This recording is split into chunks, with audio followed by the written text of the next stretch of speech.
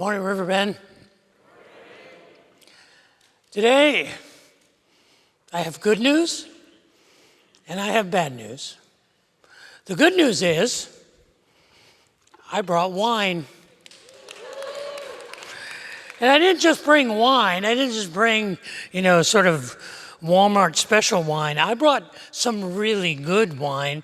I brought 2 bottles of our favorite wines. Now, when I say it's our favorite wines, I mean, it's not like Diane and I are wine connoisseurs. We only drink wine occasionally on special occasions. But we have found over the years that there's two wines that we really like. This one is a Napa Valley Cabernet Sauvignon called Silver Oak, and we really like that. And this other one is a Willamette Valley Pinot Noir called Rocchioli, and these are our 2 favorite wines. And don't get me wrong, I'm not a connoisseur of fine wine. I'll drink the wine that comes out of a tap at Denny's, and I'll be fine with it. But these are our favorite wines. But there's a fellow here at Riverbend who is a wine collector. He's a wine investor. He has a very sophisticated taste in wine, and I had lunch with him a few weeks ago, and his name is Bill. And I said, Bill, what is your favorite wine? And he said, well, my favorite wines are French Burgundies. And I said, is there one in particular? And he said, yeah, my favorite wine comes from a little village called Chambol-Moussigny, and it is in the Côte d'Huy Valley of the northern part of Burgundy, and they produce this Chambol-Moussigny Pinot Noir that is highly coveted. And just for reference, this bottle of wine costs 5 times what either one of these do. So his tastes are fairly expensive. And he is a connoisseur of fine wines. And when you are a buyer of fine wines, you're not just paying for a wine, you're paying for a story. When you buy a bottle of Chambol-Moussigny, you're buying a history that goes back to 200 or 300 AD. In that valley for centuries, people have been tending to vineyards and making wine. And when you buy this wine, you buy that legacy, that history, the generational learning and education and wisdom in the art of winemaking. You're paying for, when you buy a fine wine, you're paying for the hot summer days when the vineyard workers are out tending to the vines, and the freezing cold winter and spring mornings when they're cutting the vines back, preparing for the next season.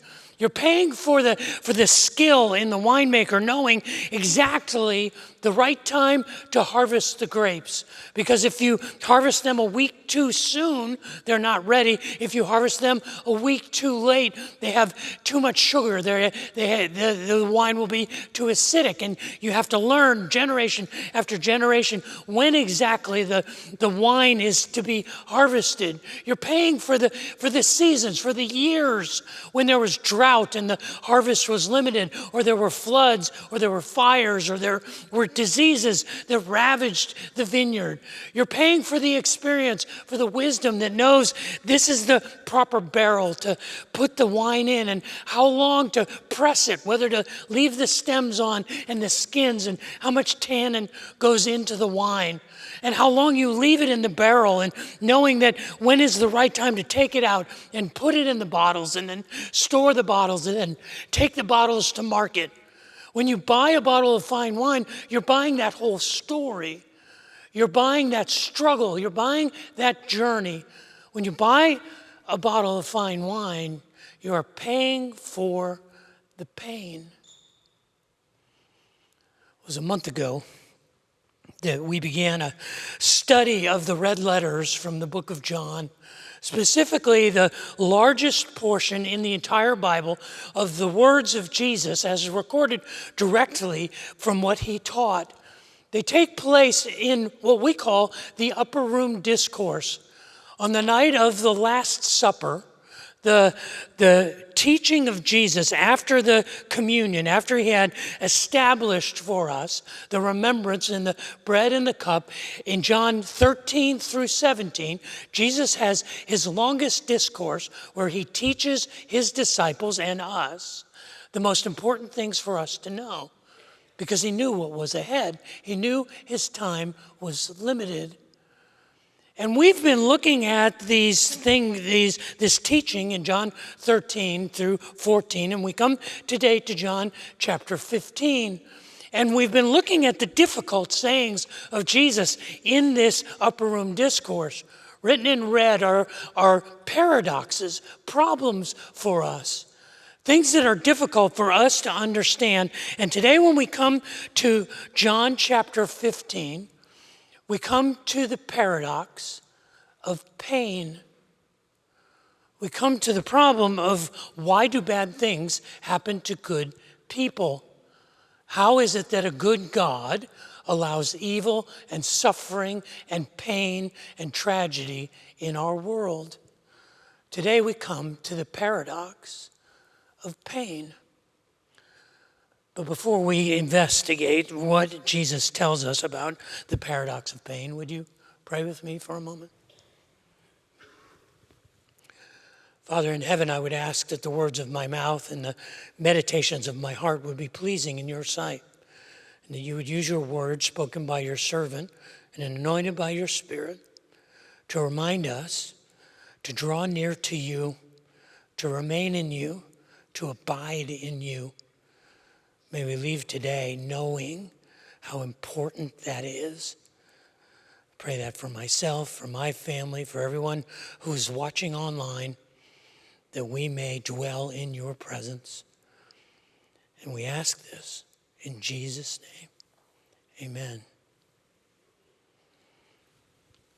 As I talk to people who are struggling in their faith, one of the most common struggles, one of the things that people point to as a reason why they have a hard time believing in God is the problem of pain. They phrase it in ways like, why is it that bad things happen to good people? How can you expect me to believe that God is good when I look around at a world that is filled with chaos and catastrophe and tragedy and injustice and evil? How can a good God allow for these things? And it's a reasonable question to ask, and it holds us often at arm's length, particularly when we are the ones who are suffering. We are the ones upon whom catastrophe and tragedy is suddenly poured out. We are the ones who ask, where are you, God, in the midst of this? How could you do this to me? In John chapter 15, Jesus begins to explain how this works. And he does so with the metaphor of a vineyard. In John chapter 15, verse 1, he says, I am the true vine, and my Father is the gardener. It's a metaphor that would have been familiar to the disciples, even though, as far as we know, none of them had ever owned a vineyard or worked in a vineyard. They were fishermen and common laborers. Some of them were educated, some of them were uneducated, but as far as we know, none of them had ever gained any expertise in making wine. But they all understood, like we do, that winemaking is a process. And while they may not know the distinctions in how wine was made, they had all experienced it. It was the drink du jour 2,000 years ago. The water that they had access to was often sketchy in its quality and impure, but the wine was usually reliable. And so wine was something that children drank and that families drank. It was the normal drink of the day. And so when Jesus uses the metaphor of the winemaking, they understood that wine had to be produced through a process. But it's in verse 2 of John chapter 15 that Jesus cuts to the chase. And he says the quiet part out loud. He basically says that the gardener, his father, cuts off any branch that does not produce fruit. And if a branch is not producing sufficient fruit, he prunes it so that it can be more fruitful.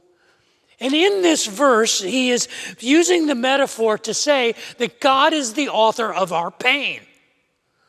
He says the part that none of us are willing to admit, that none of us can really come to terms with, that God is the one who does the cutting and the pruning, that God is producing pain in our world, in our lives for a purpose.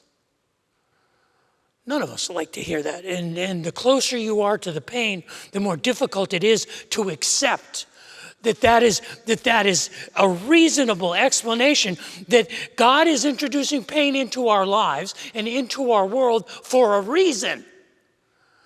I would advise you against going to visit someone who is grieving a great loss and tell them something like, oh, it'll be okay. God is at work in you. I'm sorry, no one in the midst of their pain wants to hear that. But what Jesus says is the pain is real. There's no sense in pretending that it's not happening. He pulls back the cover on the corpse and he stares death in the face and he says, I know it's there and I know it hurts. And I know that the cutting and the pruning and the trimming of our lives is painful.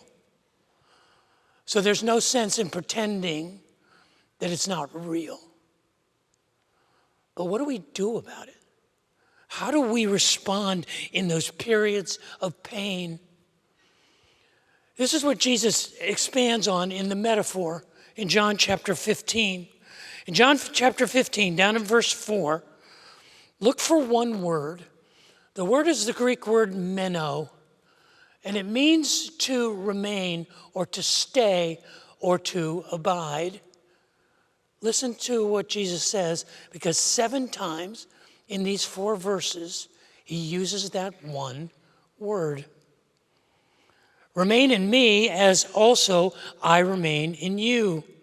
No branch can bear fruit by itself. It must remain in the vine. Neither can you bear fruit unless you remain in me. I am the vine and you are the branches. If you remain in me and I in you, you will bear much fruit. But apart from me, you can do nothing. If you do not remain in me, you are like a branch that is thrown away and withered. Such branches are picked up, thrown into the fire, and burned. But if you remain in me, and my words remain in you, ask whatever you wish, and it will be done for you. This is to my Father's glory, that you bear much fruit, showing yourselves to be my disciples. How is it that we remain in him? The word that my wife Diane likes to use is abide. How do we abide in him? How do we draw near to him? How do we dwell in him? Particularly when the tragedies and the catastrophes and the pain of life is drawing us away from God and drawing us into our sorrow and our suffering and our grief. How do we reconnect? How do we remain in him? I want to suggest 3 ways: that we listen, that we let go, and that we lean in. In times of pain, in times of suffering, in times of catastrophic loss, in times of confusion and anxiety, listen for the voice of God.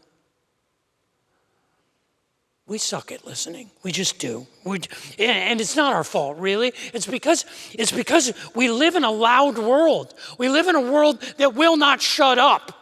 We live in a world that is constantly broadcasting to us. It's hard for us to go through a day and just be silent, because the world is chasing us down, and we hear voices and we hear messages, and it even penetrates our sleep. But just because we are hearing doesn't mean that we are listening, because listening is a skill. It's a skill that requires training. It's a skill that requires experience and learning. Like if you have a car, do any of you have a car? Do you have a car? And your car starts to make strange noises, like clicks or grinds or squeals or things that are unusual, and you don't know what's going on. You take it to a mechanic. And a trained mechanic gets in the car and listens and goes, oh, that's your transmission, it's slipping. Or, oh, that's your water pump, it's about to freeze up. Or, no, that's your brake rotors, your brake pads are worn out, and you're hearing the rotors rub. And it's because he's trained and he understands through his experience what those sounds are. You and I may listen to a musician and it may sound beautiful and wonderful, and we're thinking, oh, that's just gorgeous. But a trained musician is listening differently. Because they hear, oh, that was just a little sharp. Oh, that was just a little flat. Oh, they kind of lost track of the beat. They lost the rhythm. The harmony was out of whack. And it's because they're trained to listen for certain things. And when those certain things aren't there, they can recognize it. You ever see that thing that doctors walk around with, the stethoscope? That's not just a prop. They're taught how to listen. When they put that in their ears and they put that on your chest or on your back, they can hear. They can hear when something is not right in your lungs or in your circulation or in the beat of your heart. They're trained to know that. So how do we learn to listen? How do we learn to listen? Because if we are going to draw near to God, we want to listen for his voice. And we try and shortcut that all the time. I hear people who just out of the blue say, God told me. God told me to do this, or God told me to go here. God told me to lose this, or to buy this, or to quit my job, or a whole variety of things. And some of them are super sketchy. I'm like, God told you to what? But there's only one filter that really matters. We learn to listen by listening to what God has said before. And we filter whether we're hearing the voice of God as, does it align with what God has already said? But where do we go to listen to what God has already said? And you don't even need a Bible. You can go online. Hey, let me challenge you. Let me challenge you to do this. Go on your phone and go to the App Store and download YouVersion Bible, Y-O-U Version Bible. And on the YouVersion Bible, you can ask them to send you a verse a day. It just appears on you can set the time and it'll show up on your phone every day, a random verse. And I would challenge you, I would dare you to do it for a month, every day for a month, and not see if one of those days or two of those days or 20 of those days, the verse that comes up that seems random is exactly what you needed to hear. I would dare you to try it.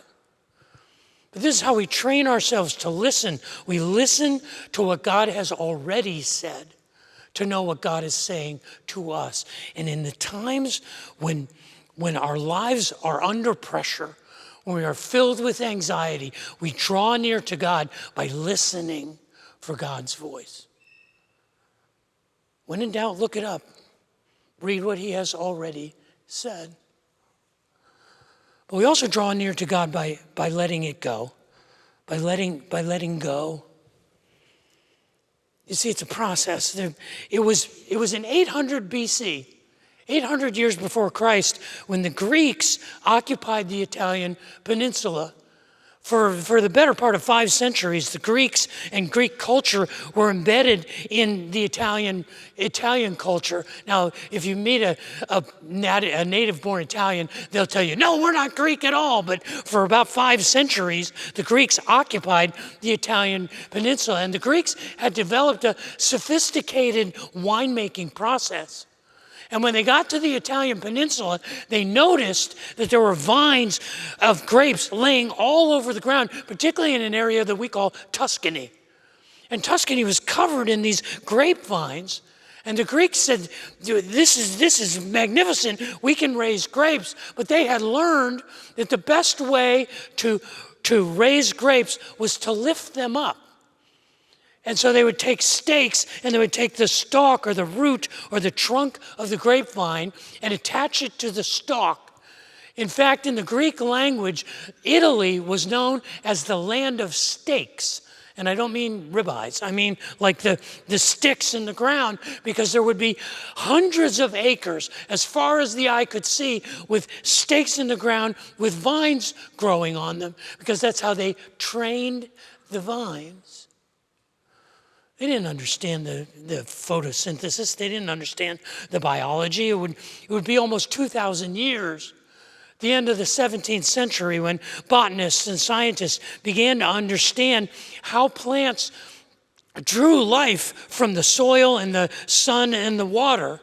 And they began to understand that the interaction of the light with the chlorophyll in the leaves took the CO2 and the water out of the air, and it combined it into a carbohydrate, and it had as a byproduct oxygen.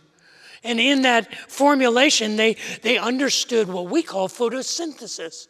And they knew that for the grapes to be fruitful, they needed just the right combination of air and water and light. It was in 1860 when a French winemaker named Philippe Guyot discovered that if he took the vines and the stakes that they were growing on and put a bar across the top and then strung wires between the bars, that the vines would grow horizontally and the grapes would hang beneath them.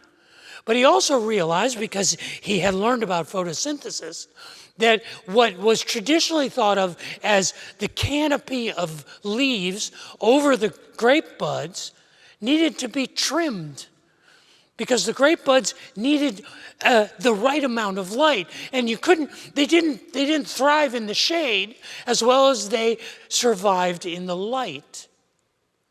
See, he understood that being in the shade was not producing the same kind of fruit as being exposed to the right amount of light. 2,000 years before Philippe Guyot, Jesus said this in John 15, verse 2. He said, "He cuts off every branch in me that bears no fruit, while every branch that does not bear fruit, he prunes so that it will be more fruitful." The words for cut off and prunes there is the word hyro. It means he lifts up. He raises up. He puts into training.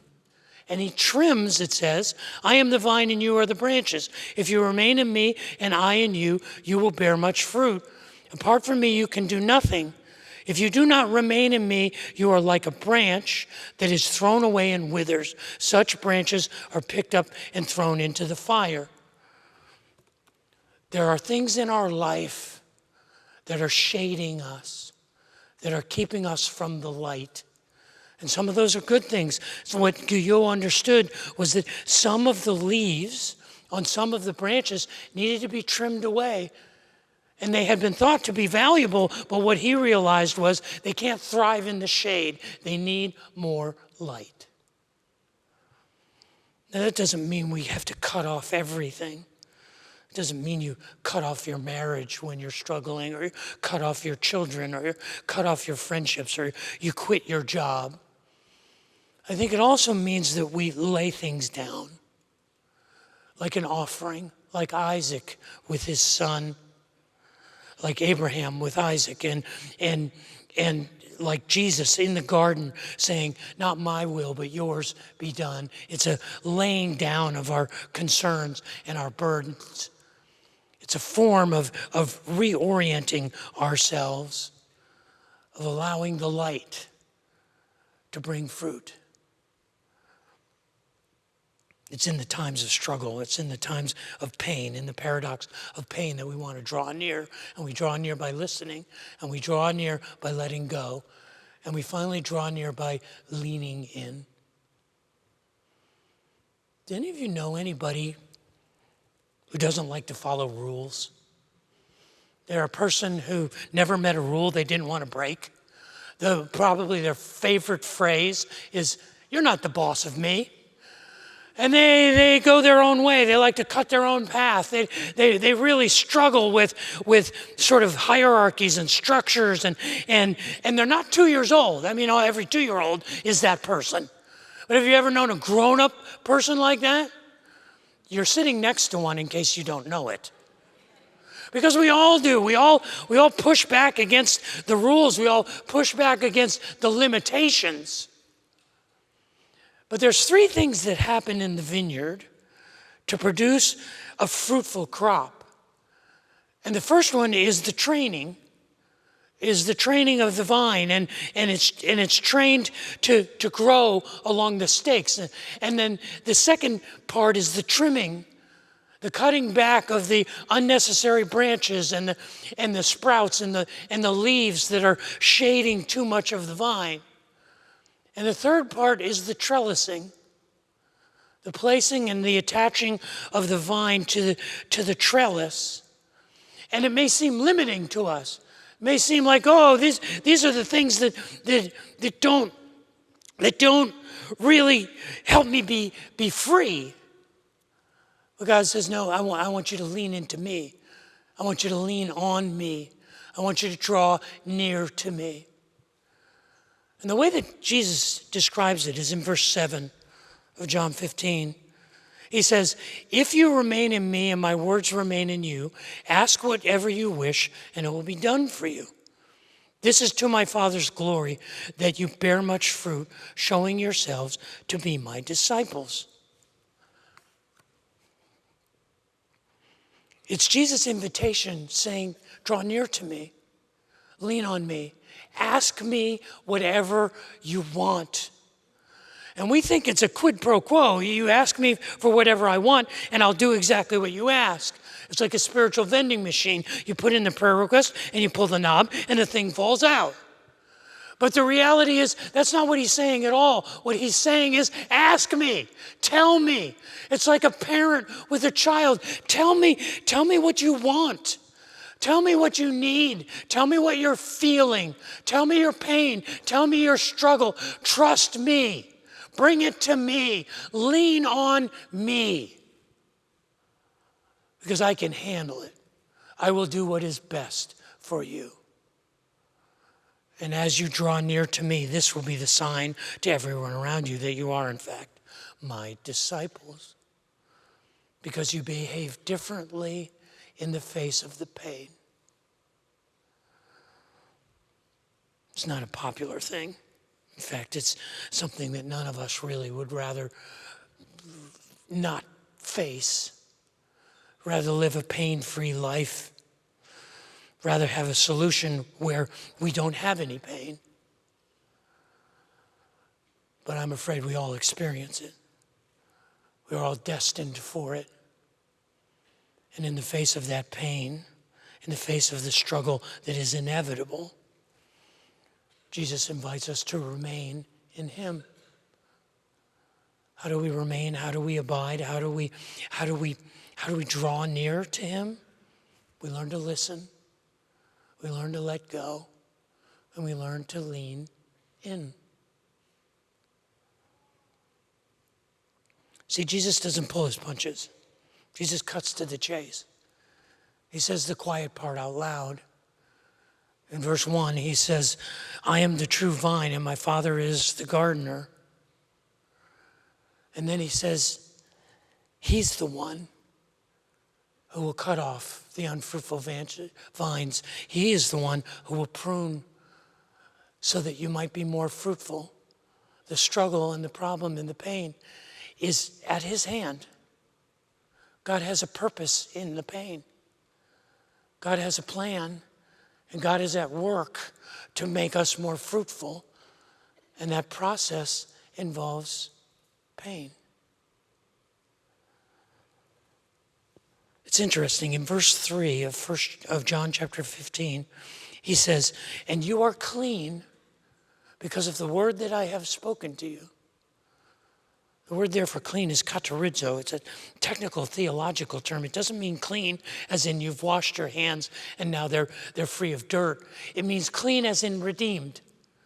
It's a cleansing that comes from an offering. It's a cleansing that comes from a sacrifice. It's the cleansing that comes because your debt has been paid. It literally means you are free. We are free to believe. We are free to trust. We are free to hope. So that when a person comes to me and they say, Dave, I can't believe in your God. I can't believe in a God who would allow such suffering and such pain and such injustice.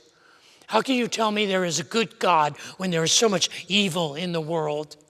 Why is it that bad things happen to good people? Why is it that bad things happen to me? And because of these bad things, I cannot believe in your God. Well, I understand that. But what's the alternative? The alternative is to say, okay, I don't believe in your God. I don't believe that there is divine purpose in the pain. Does that make the pain go away? Does the person who you've lost come back to life? Does the job that has ruined you set you free? Does the pain disappear because you have rejected God? Or are you worse because now you have pain with no reason? You have suffering that is meaningless. You have pain without a purpose. Do I understand why God does what God does? No.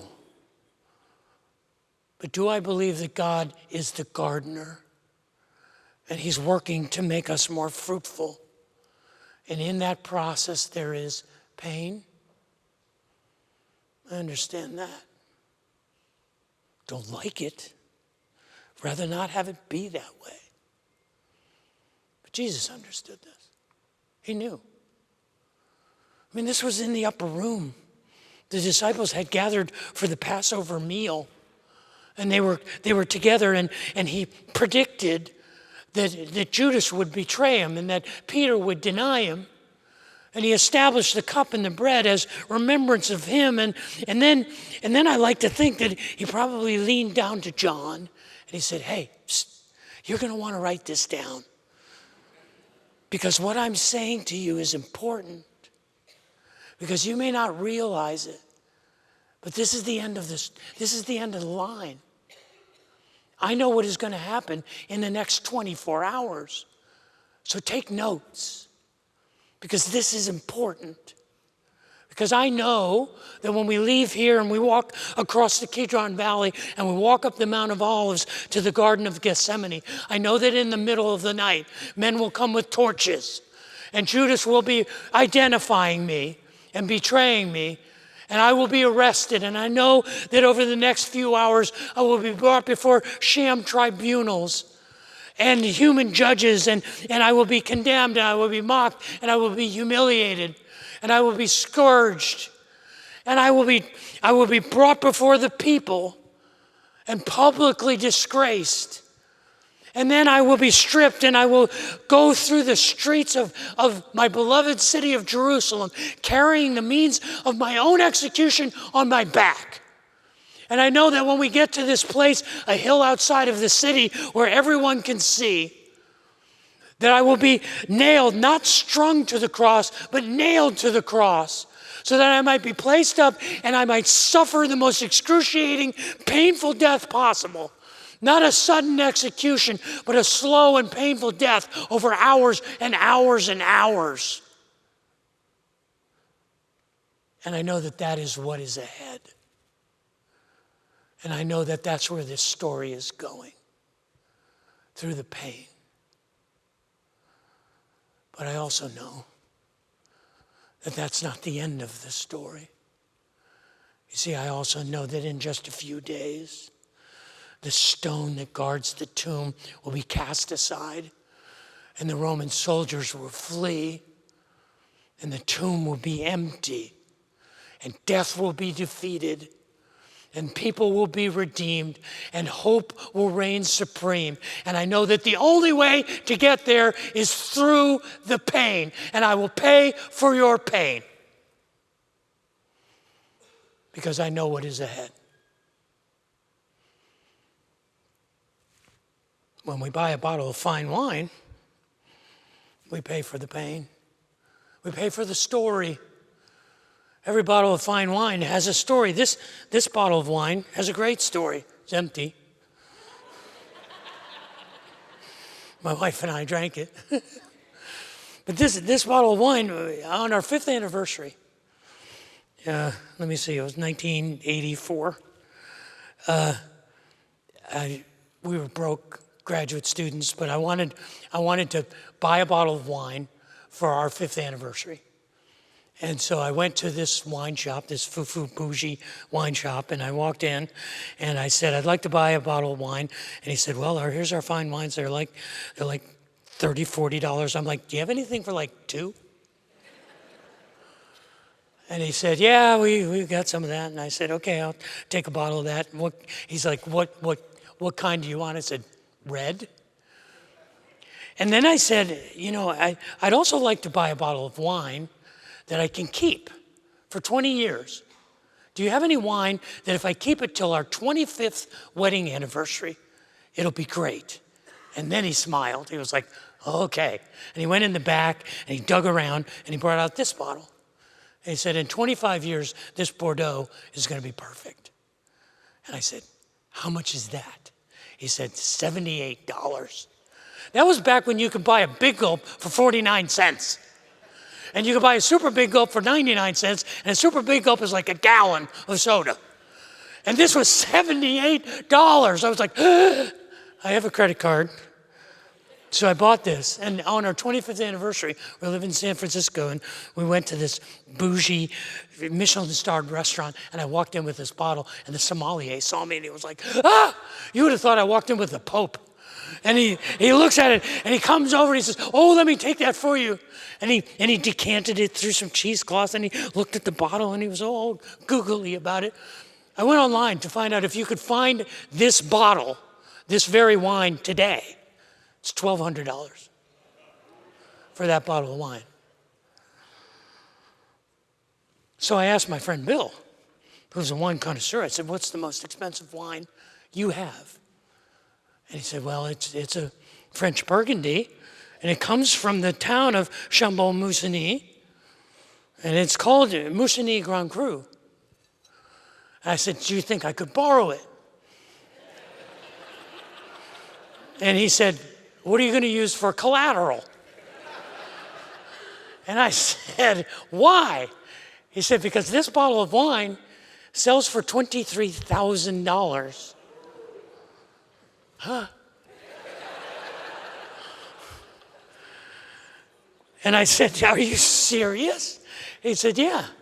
And he explained to me in the village of Chambon-Musigny, in the Côte de Nuit, in Burgundy, on a hillside that faces the southeast, just high enough above the valley floor that the topsoil is thinned out, but not too high so that the limestone is too strong.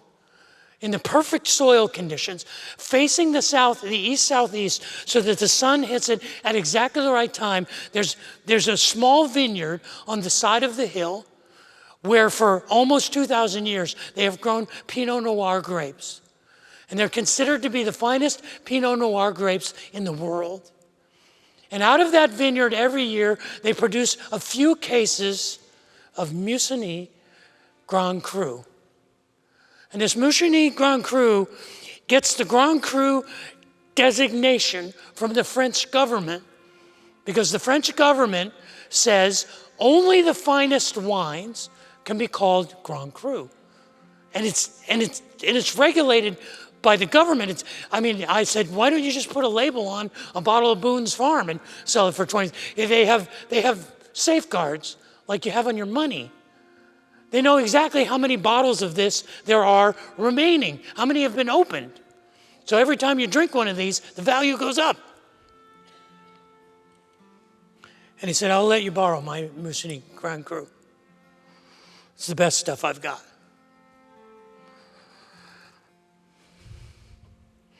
I said I had good news and bad news.